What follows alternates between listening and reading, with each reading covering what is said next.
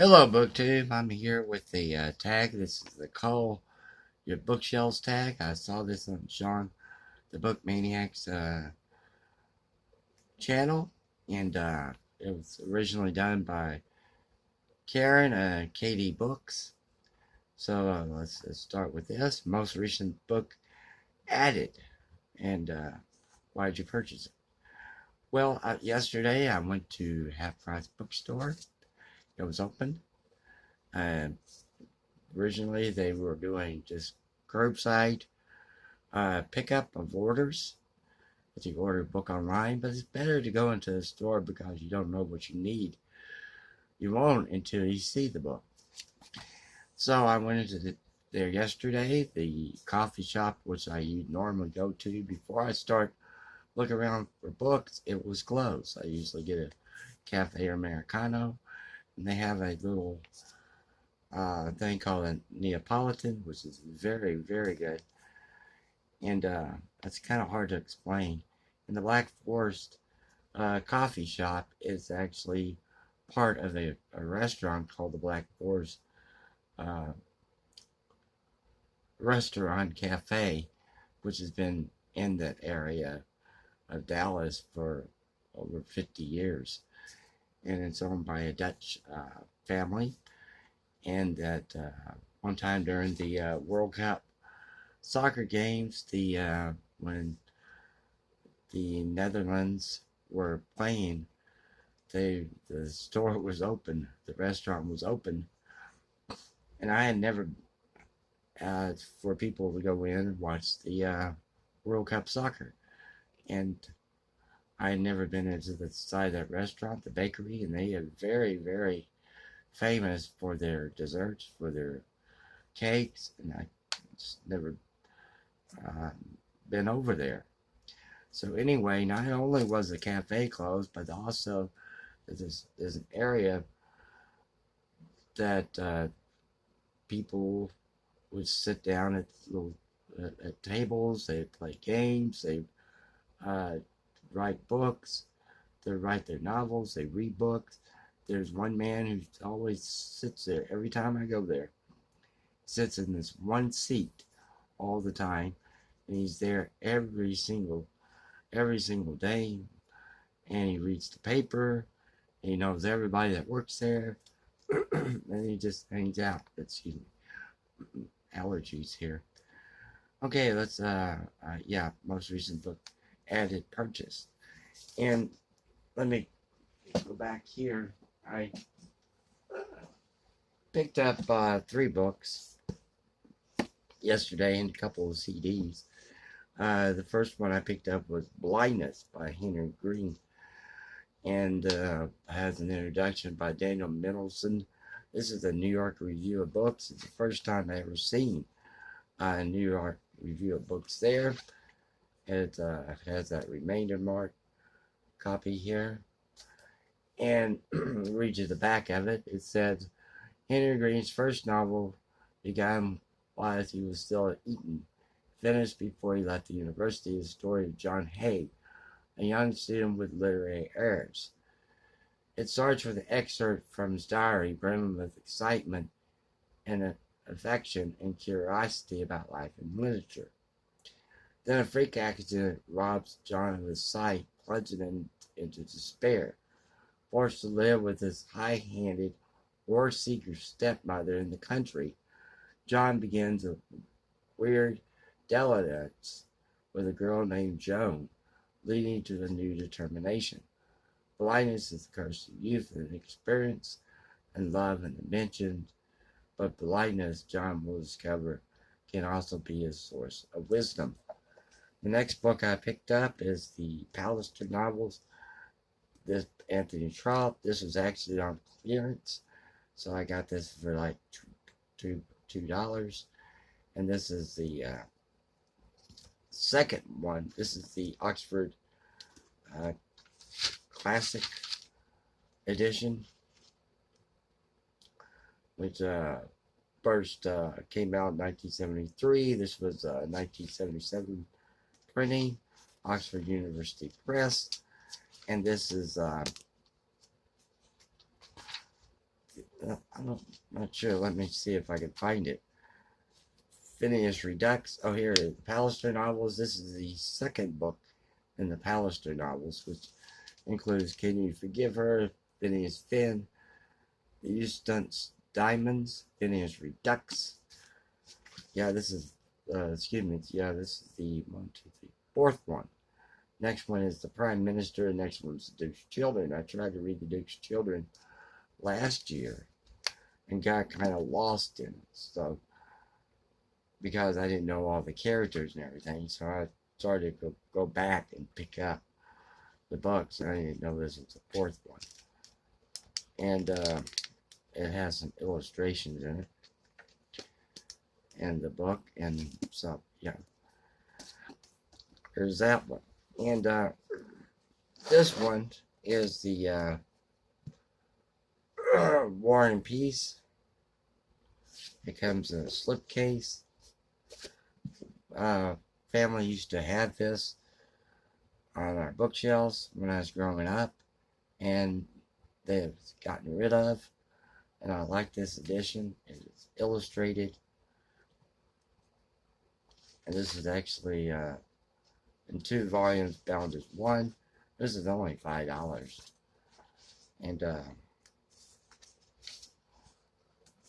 let's see, there's a British piece, and translated from the Russian by Louise and Alma Mauld, revised by Mr. and Mrs. Mauld, special introduction by them, illustrated reproductions of famous 19th century paintings by Vasilev Vereshchagin, numerous pen drawings made for this edition by Fritz Eichenberg. This is the Heritage Press in New York. Let's see when this came out. This and entire contents of the edition are copyrighted in 1938 by Limited Editions Club Incorporated. So it does have some illustrations in here, and this is a reproduction of a painting, the Battle of Borodino.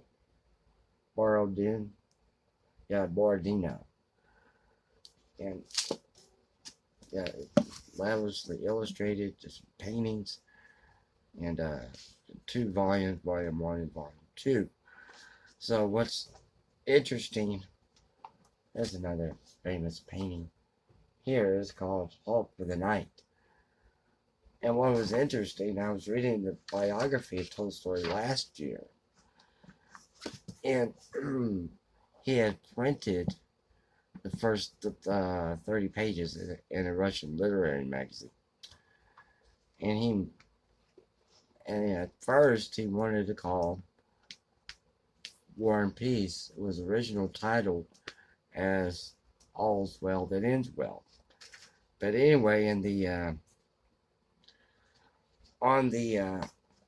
this is called On the Heights of Borodino. It's from another painting.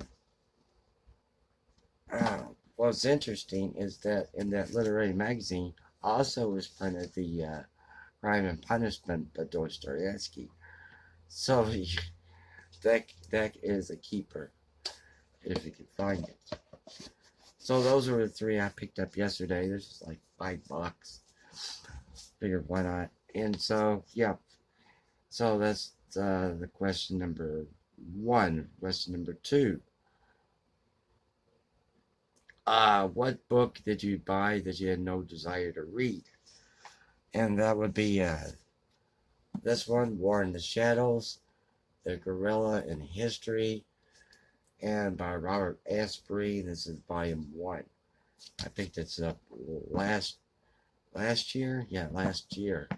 And it just shows, I'll just read you this here. Exhaustively researched, brilliantly constructed, informatively, richly written, War in the Shadows is one of the most extensive works on guerrilla warfare published. From the charioteers of Emperor Darius to the jungle-wise Viet Cong, the author has compiled and deftly analyzed the social, political, and military factors that give rise to sustain and control guerrilla operations as they have been carried out through the ages. I had messaged Brianna's library, if I could go ahead and send her this copy. She said no, that she'll find one. So, question number 3. Awkward size shape of book you own. Well, I got moved everything here.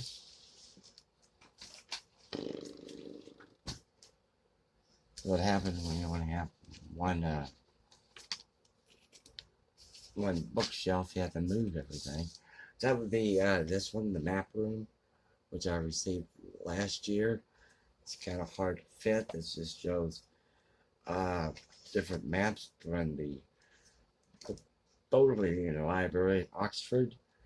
From I showed this before. This is about India. Real old maps that I received last, and